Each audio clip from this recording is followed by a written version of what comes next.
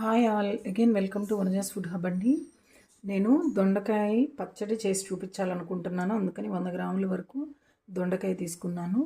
అందులోకి ఒక 10-15 వరకు పచ్చిమిర్చి తీసుకున్నాను.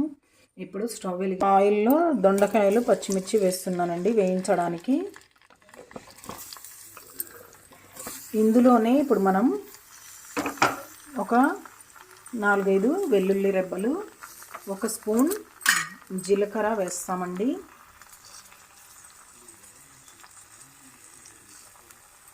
అలాగే 1 టేబుల్ స్పూను పసుపు కూడా వేస్తున్నానండి. ఇప్పుడే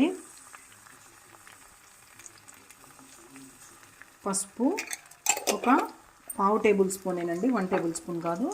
1 టేబుల్ స్పూన్ సాల్ట్ యాడ్ చేద్దాము. 1 full table spoon salt add చేస్తున్నాను.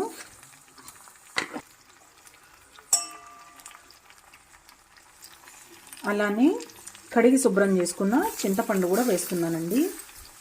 ఇవి మొత్తం ఒకసారి మిక్స్ చేసి మంచిగా లిడ్ పెట్టేసి ఒక 10 నిమిషాలు మగ్గిపోనిస్తే మనం ఇంకా చల్లారిన తర్వాత చట్నీ నూరుకోవచ్చండి.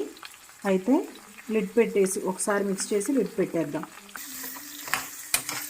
ఒక 10 నిమిషాలు మనం మూత పెట్టి మగ్గనిచ్చామంటే చక్కగా మగ్గిపోయి ఉంటే మనం అప్పుడు చట్నీ నూరుకో. మన దొండకాయలు పచ్చిమిర్చి చక్కగా అన్నీ మగ్గిపోయాయండి. వెల్లుల్లిపాయలు అన్నీ ఇంకా మనం ఏమీ యాడ్ చేయాల్సిన అవసరం లేదు.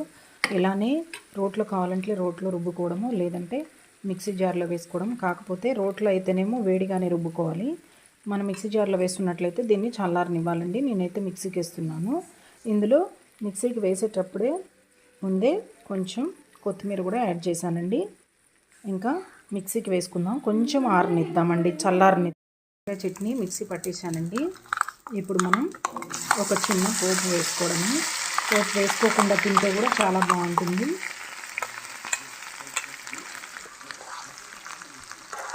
టేస్టీగా ఉండే దొండకాయ చట్నీ రెడీ అయిందండి.